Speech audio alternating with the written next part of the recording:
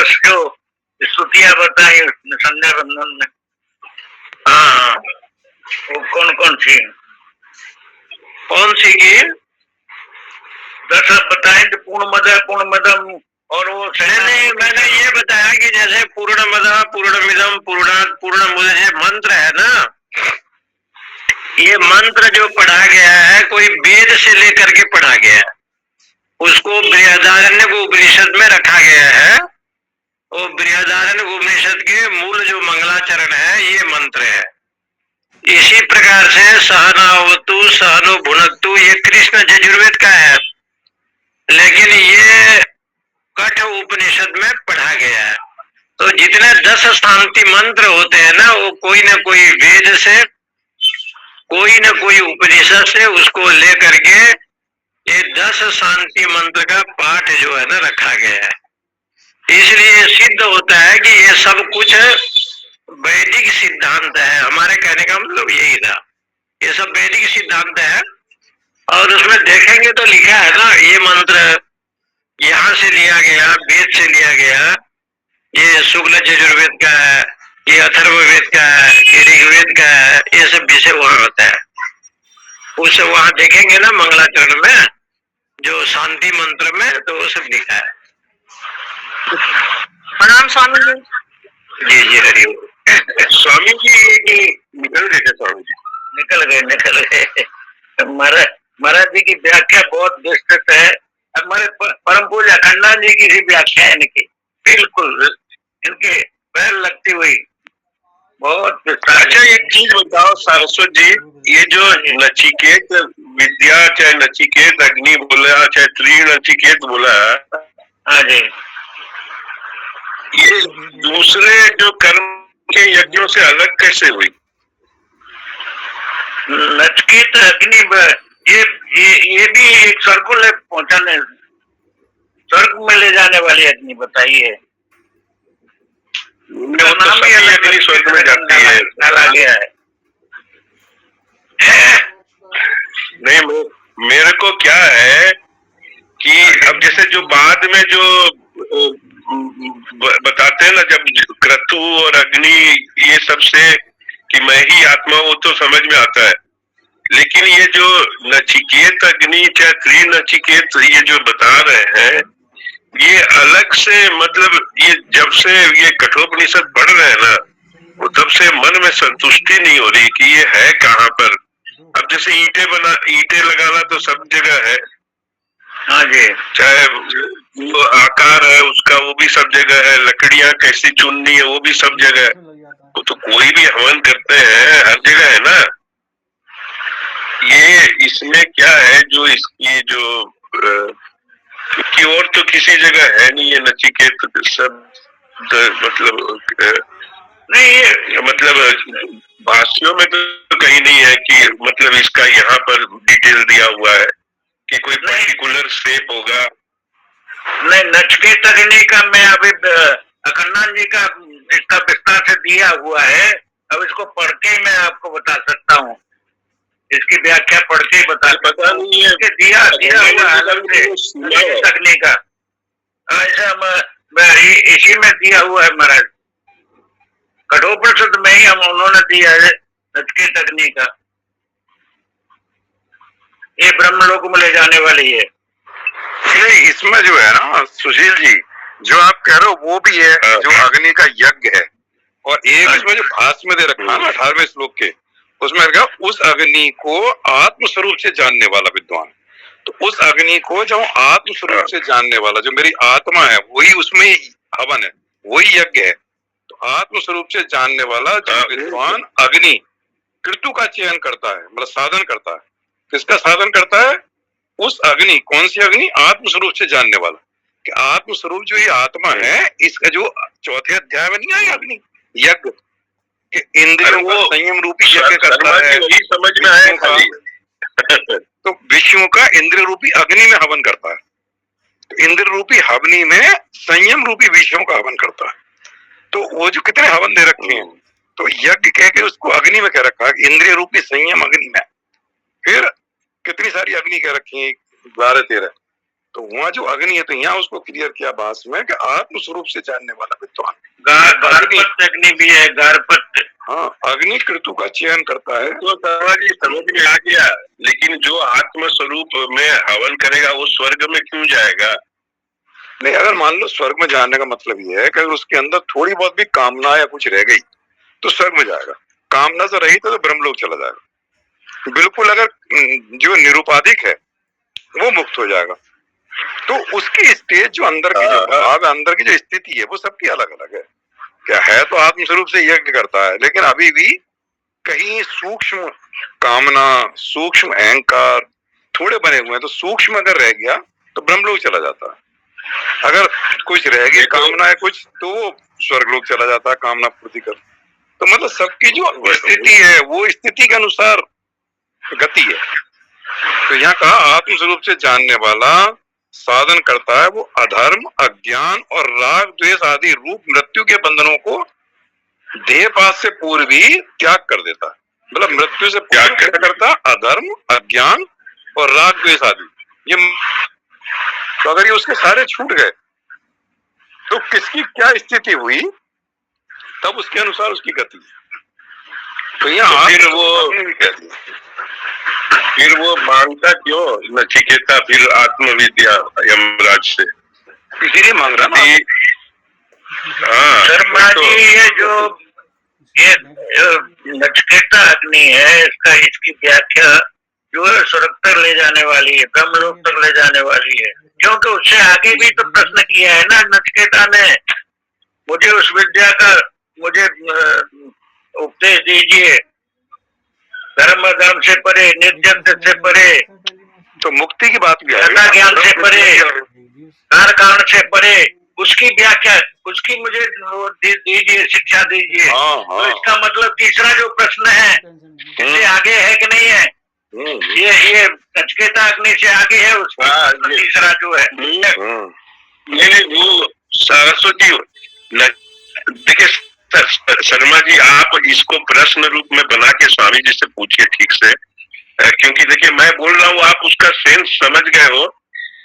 ये जो चौथे अध्याय वाला प्रसंग है ना, ये तो अपने को समझ में आता है। इसका उदाहरण भी आज हनुमान जी और बहुत अच्छा दे दिया उन्होंने। लेकिन मैं जो मेरा जो कर्मकांड वाला जो यज्ञ होते हैं, तो कर्मकांड वाले जो यज्ञ में जो अग्नि है, जो ईंटें हैं, जो मतलब आज का जो स्वामी जी का जो भाषण मैंने प्रवचन सुन करके लगा कि सारे यज्ञ ही तो नचिकेत अग्नि हो सकते हैं। मतलब वो जल्दी, हाँ, क्योंकि ईंट वाला जो वैसे यज्ञ है, मतलब ये ईंट वाला जो है, ईंटों का चयन करो फिर वो करो, वो वैसा यज्ञ। आत्मस्वरूप वाला दूसरा यज्ञ जो चौथे अध्याय में थोड़ा क्लियर किया। हाँ सही सही, मतलब वहाँ वैसा यज्ञ भी है, द्रव्य यज्ञ, द्रव्य यज्ञ करके कह दिया ना वहाँ चौथे अध्याय में। तो द्रव्य यज्ञ शर्मा जी, चौथे अध्याय में तो सारे यज्ञों को ही ब्रह्म यज्ञ के हिसाब से ही ट्रीट करने बोला गया सब भाषियों में। कि वो आप सब जब इदम न मम करते हैं, मेरा एक दिन एक बार थोड़ा सा ऐसे ही हो रहा था कि हम लोग जब इदम न मम बोलते हैं तो उसमें मैं भाव आ जाता है। तो बोले नहीं भाई, मेरा वाला भाव है। अरे तो भाई मेरा मन क्या, जो हाथ बढ़ा के हम आहुति दे रहे हैं वो भी तो इदम न मम है। हाथ में जो सामान है वो भी इदम न मम है। और जो अग्नि के लिए जो हम लोग लकड़ी चयन किए हैं, जो भी मैंने पैसा जगह लगी है, वो भी इदम न मम। तो इदम न मम में तो हम लोग जब वो भाव आता है उसमें उसकी कोई सीमा थोड़े होती है शर्मा जी। तो जहां तक जाता है तो इदम न मम ही हो जाता है ना। तभी जो एक श्लोक है ना, अहम कृतु, तो कृतु शब्द आया, जो कृतु यहाँ आ रहा ना कठोपनिषद में, कृतु वहां भी आया कि मैं ही कृतु हूँ, मैं ही उसकी आहुति हूँ, मैं ही उसका बर्तन हूँ, सब कुछ मैं ही। अरे बहुत अच्छा प्रवचन था आज ये भाव आने के कारण ही मेरे को पहले वाला प्रश्न करने का मैंने जरूरत समझ में आया कि इस भाव के आने के पहले का प्रश्न मैंने उत्तर क्या है। ये तो ठीक है, ये तो समझ में आ गया, इसका आगे और भी आएगा डिटेल में। लेकिन जो मतलब कि जो यमराज ने जो उसको लालच दिया नचिकेता को कि तुम ये क्यों मांगते हो, तुम इसी में खुश रहो तुमको शरीर भी वापस दे रहा हूँ, पिता भी भूल जाएंगे, सब कुछ है, और नचिकेत अग्नि तुम्हारे नाम से जानी जाएगी।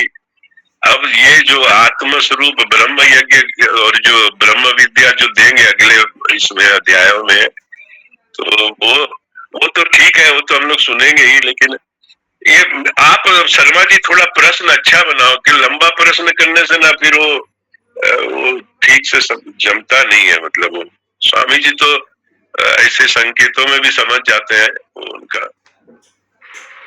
इसमें जो है कठोपनिषद ये जो ईंटों का चयन, ये यहाँ थोड़ा संक्षेप में है, ये मतलब यहाँ विस्तार नहीं है, बस उसने थोड़ा सा हिंट दे दिया, यहाँ विस्तार नहीं है। मतलब मैं प्रश्न बनाता हूँ तो वो जो क्या नाम है, मतलब सीधा सीधा प्रश्न है कि जो और उनके जो फल है वो भी स्वर्ग जाने के लिए होते हैं, वो मतलब सुख सुविधा इस लोक के और उस लोक के लिए होते हैं। उसमें भी ईंटों का चयन होता है, उसमें भी जो 90% पहले भी यज्ञ करते थे ना, अश्वमेध जो फलाने यज्ञ, वो सब स्वर्ग के लिए करते थे, स्वर्ग प्राप्ति हो, इंद्र बनना। तो स्वर्ग प्राप्ति के लिए वो फिर पूरी विधि विधान होता था, ईंटों का चयन, फलाना चयन, मंत्रों का, सामग्री का, तो वो जो बड़े विधि विधान से यज्ञ होते थे, और उसमें स्वर्ग का ही होता था, स्वर्ग की कामना से। उस यज्ञ को यहाँ अग्नि का चयन, ईंटों का चयन, तो उस यज्ञ की बात भी हो रही है, और आत्मस्वरूप की बात भी हो रही है, आत्मस्वरूप में भी स्थिति हो, उससे अधर्म, अज्ञान और राग द्वेष, राग और द्वेष, तो राग द्वेष से छूटेंगे तो वो देह पास से पहले ही बंधनों से मुक्त हो गया, मृत्यु रूपी बंधन से। तो यहाँ बात भी भाष्य में ये बात क्लियर कर दी आके अग्नि में, तो भाई यही अग्नि नहीं है जिसको तुम समझ रहे हो ईंटों का चयन, तो भाष्य में उसको क्लियर किया, जो चौथे अध्याय में अग्नि की बात करता है। फिर अहम कृतु अहम यज्ञ अहम, वो जो कहा 9वें अध्याय में, वहाँ भगवान ने सब कुछ कह दिया कि सब कुछ मैं ही हूँ।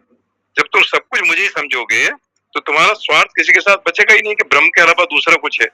अग्नि भी वही है, ईंटें भी वही है, हवन सामग्री वही है, पात्र वही है, और जो कृतु अग्नि है वो भी मैं ही हूँ, तो मेरे अलावा दूसरा कुछ है ही नहीं। जब मेरे अलावा कुछ है ही नहीं तो फिर उसके अंदर कहाँ से किससे राग और किससे द्वेष और अज्ञान भी नहीं रहता, फिर मैं किसके लिए प्राप्ति कर रहा हूँ। तो वहां उसके अंदर से वो सारी इच्छाएं, अभी जो सोपाधिक और निरुपाधिक बता रहे थे ना, वो भी हो जाता है। सोपाधिक रूप से उपाधि से रहित वो कहता है मैं स्वर्ग जाऊं। सबकी अपनी अपनी जो स्थिति है, कोई स्वर्ग की प्राप्ति नहीं कर रहा, कोई मुक्ति के लिए कर रहा कि मेरा अज्ञान, मेरा ये सब दूर हो जाए। तो इसलिए संसार में अब से नहीं, मतलब सतयुग से, भाई सतयुग में कितने यज्ञ होते थे, वहां तो यज्ञ प्रधान था ना, यज्ञ करते थे सब लोग। वहां सकाम भाव से है कि स्वर्ग की प्राप्ति के लिए, और एक देवताओं के लिए है कि देवता पुष्ट होंगे, अग्नि देवता, ये देवता, उनकी पुष्टि नहीं कर रहे हैं, हमारा कोई इसमें वो नहीं है, स्वार्थ नहीं है।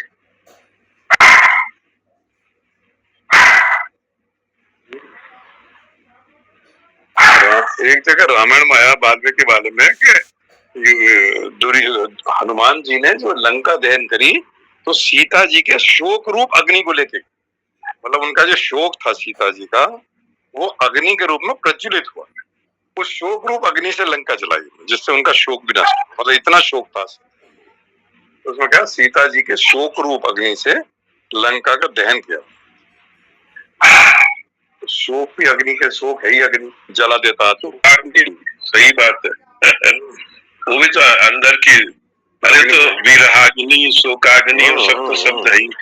तो उसमें दिया कि सीता जी की शोक रूपी अग्नि से हनुमान जी ने लंका का दहन किया, तो उनके शोक की निवृत्ति हुई कि लंका जल गई कम से। तो उनके शोक ने लंका को जला दिया, ये मतलब शोक की अग्नि में लंका जल गई। तो ऐसा ही है, मतलब वेदांत के साधक को ईंटों वाला चयन का ना करके आत्म स्वरूप वाले को चलना।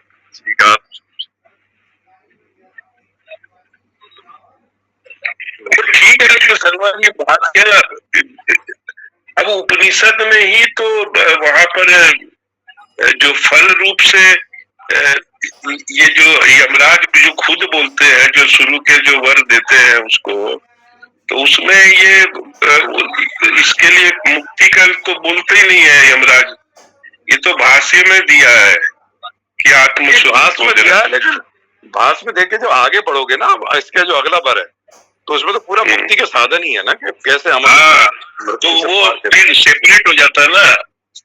जैसे दोनों से पूछ लिया ना उसने, कि जो सकाम भाव वाले इधर है, जो ऐसे यज्ञ करते हैं, उनके लिए भी पूछा, और जो अमरता को प्राप्त करना चाहते हैं उनके लिए भी वरदान ले लिया। तो खूब डिटेल में बताया ना उन्होंने। अब उसमें तो ध्यान तक बता दिया कि जो इंद्रियों को पहले मन में लाएगा, मन को उसमें लाएगा, बुद्धि में लाएगा, बुद्धि को अहम में लाएगा, और फिर अपने तत्व में स्थित हो जाएगा। ये सब कठोपनिषद में आ गया। सारी कामनाओं का त्याग करने के बाद मरण धर्मा व्यक्ति अमर हो जाता है, ये भी श्लोक मंत्र आ गया। तो मुक्ति वाले सारे मंत्र आ जाएंगे इसके बाद। तो दोनों तरह की बात आ गई। पहले पिता की बात आई कि पिता जो है वो शांत हो जाए, दूसरी आई अग्नि का जो स्वर्ग में चले जाए। पहले लोक हो गया, फिर पारलौकिक हो गई, स्वर्ग की प्राप्ति, और फिर मुक्ति की बात आ गई। तीनों वरों में उसने लोक मतलब अपने कुटुंब के बारे में कि मेरे पिता शांत संकल्प हो जाएं, मन उनका प्रसन्न हो जाए, क्रोध से रहित हो जाएं, पुरानी बातें भूल जाएं। तो पहली चीज तो उसने क्या पूछी, अपने कुटुंब की, अपने लोक की, मतलब अपने परिवार की। फिर उसके बाद पूछा कि जो लोग स्वर्ग में जाना चाहते हैं उनके लिए अग्नि, और फिर तीसरा जो मुक्त होना चाहते हैं, तो मुक्ति की बात भी आ गई। तो तीनों तरह की बातें, इस तीनों अगर वैसे देखा जाए वरों में तीनों चीजें, जो मुक्त होना चाहे उसके लिए आप बताओ, जो स्वर्ग जाना चाहे उसके लिए बताओ, और जो अपने परिवार को सुख मतलब सुखी रखना चाहे उसके लिए बताओ। तो स्वयं ये मतलब। तो वैसे देखा जाए तो लौकिक, पारलौकिक और मुक्ति, तीनों वर। अखंडानंद जी बोलते थे भाई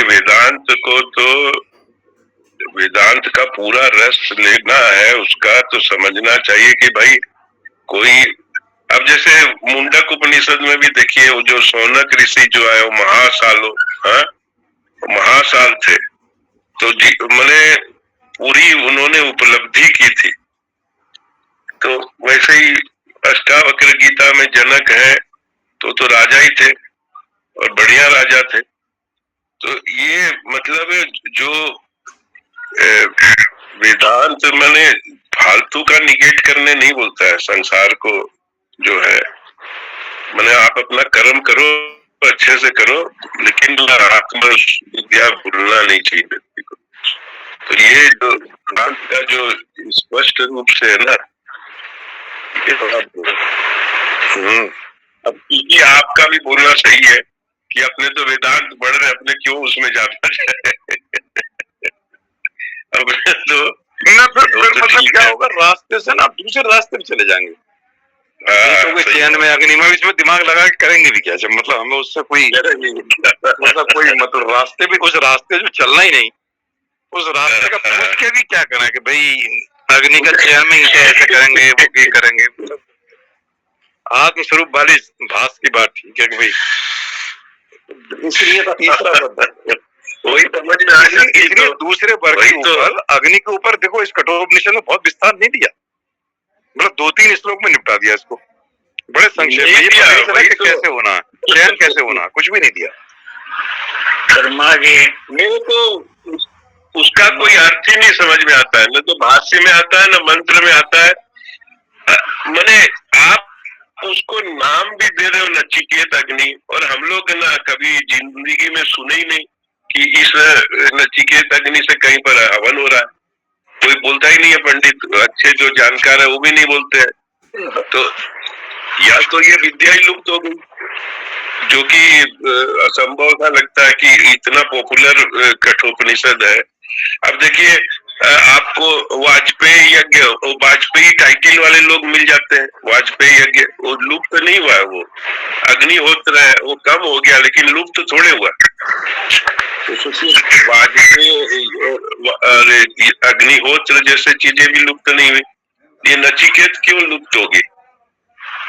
और यदि लुप्त हो जाती तो लोग बोलते हैं कि भाई ये तो लुप्त हो गई है, ये सब पहले होता था। क्योंकि इतने अब बड़े बड़े विद्वानों का शंकराचार्य खुद बोलते हैं।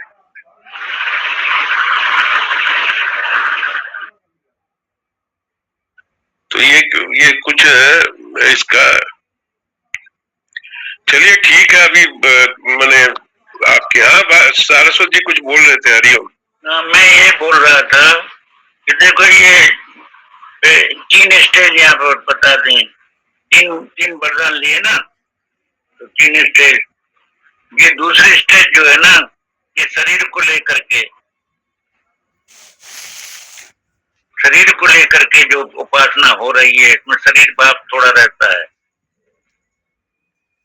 वास्तव में देखा जाए तो ये पक्षण रूप से जो उपासना हो रही है, ये भ्रांति है। वास्तव में जो शर्मा जी बोल रहे हैं ना, घटाकाश और महाकाश दोनों एक ही है। तो घटाकाश लेकर के जो उपासना हो रही है, ये यज्ञ उपासना है।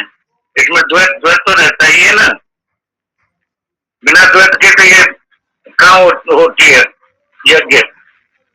नचिकेता जो अग्नि की उपासना जो बता रहा, वो उसकी व्याख्या चल रही है, जो दो द्वैत को लेकर चल रही है महाराज। वास्तव में देखा जाए तो अब देखिए दो तरह के है। शरीर से अलग क्षेत्रज्ञ है, एक बार तो ये बताते हैं ना, और दूसरी बार क्या बोलते हैं कि चराचर शरीर क्षेत्रज्ञ ही है। अब देखिए 2 तरह का हो गया कि नहीं हो गया। एक शरीर से अलग क्षेत्रज्ञ है, एक बात हो गई। तीसरी स्टेज जो है, नहीं, तीसरी स्टेज जो कौन सी है, चराचर शरीर क्षेत्रज्ञ ही है, ये तीसरी स्टेज है। मतलब ज्ञाता ज्ञान, कारण भाव दोनों निकल गया वहां पे। कारण भाव निकल गया, ज्ञाता ज्ञान भाव निकल गया। चराचर शरीर क्षेत्रज्ञ ही है। तो तीसरी जो व्याख्या चलेगी वही व्याख्या चलेगी, और जो दूसरी व्याख्या चल रही है वो शरीर से अलग क्षेत्र की व्याख्या चल रही है, जिसकी उपासना चल रही है। तो ये तीन वो इसको समझना पड़ेगा महाराज। ठीक है, जय श्री कृष्ण।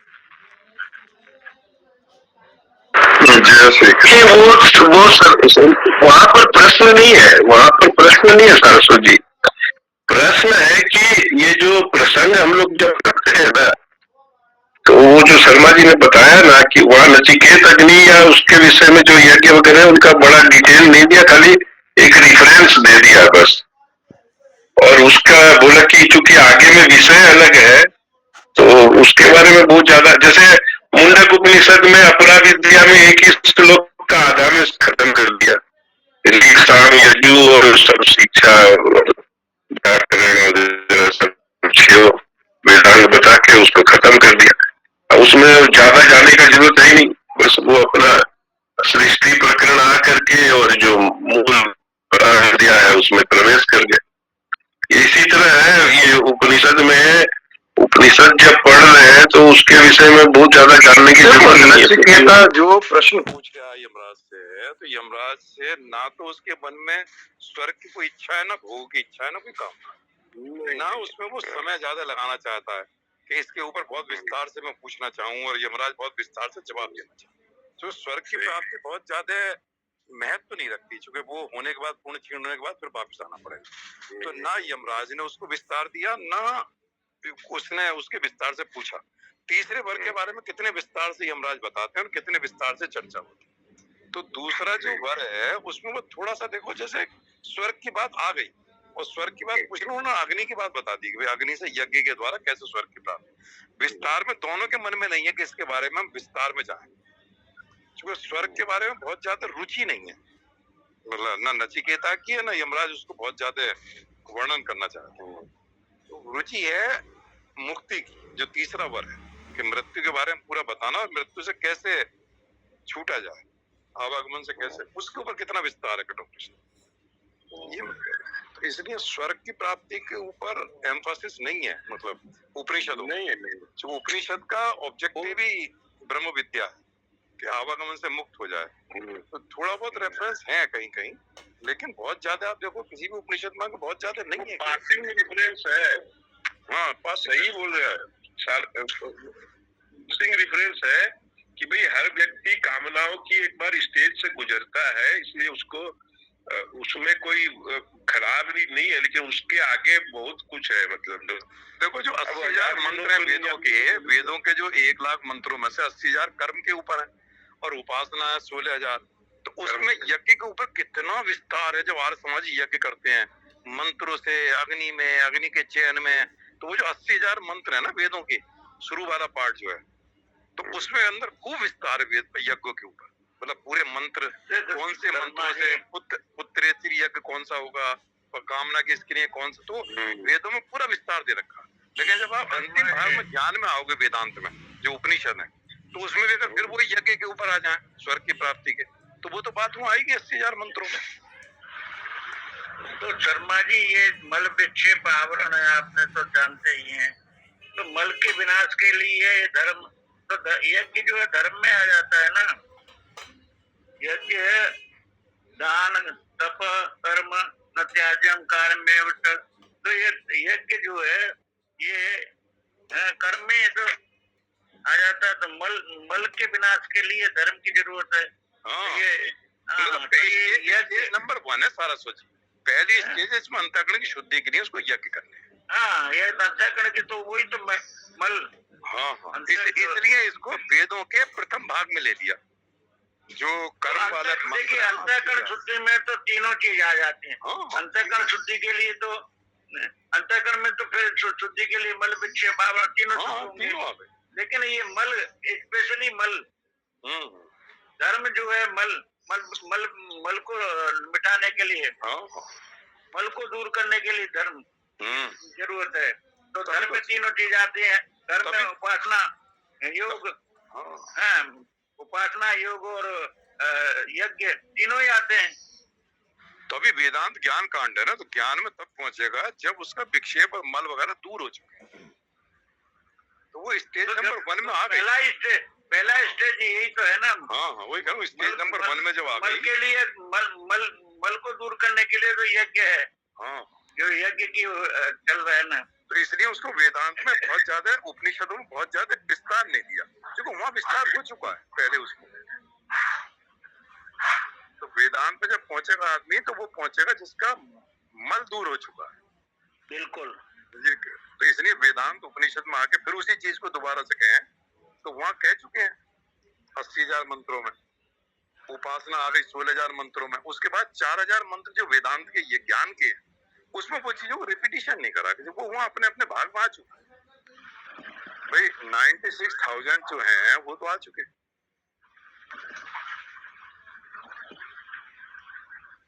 एक दिन में पढ़ रहा था कहीं, 80 लाख योनियों में कौन पहुंचेगा जो अधिकारी है ना।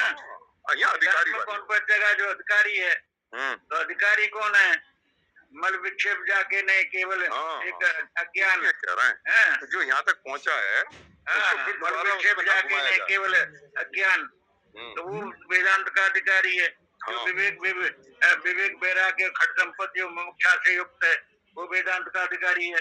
तो इसलिए दोबारा से उस बातों को नहीं कहा। इसलिए देखो आप ना, 2-3 मंत्रों में, कठोपनिषद में यज्ञ की बात, अग्नि की बात समाप्त कर, तो विस्तार की जरूरत नहीं है, वो वहां खत्म हो चुका है। कठोपनिषद बड़ा उससे नियम से चल रही है। पहले मल विक्षेप को दूर करने के बाद में, फिर विक्षेप को दूर करने के बाद में, फिर देखिए ज्ञान दिया है लास्ट में जा करके। प्रमोचनते सर्वे कामा हृदयता। सही बात, बढ़िया। जय श्री। अब देखिए शर्मा जी, क्या है भाष्य में, शर्मा जी भाष्य में भी लिखा है कि इसने विश्वजीत यज्ञ किया है। अब वहां श्लोक में थोड़े लिखा है।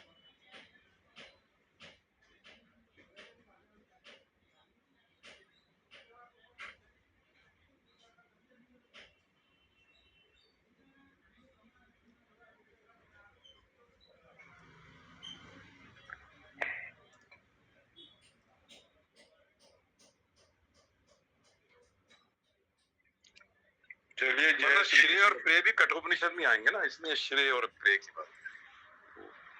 जय श्री नहीं देखो श्लोक में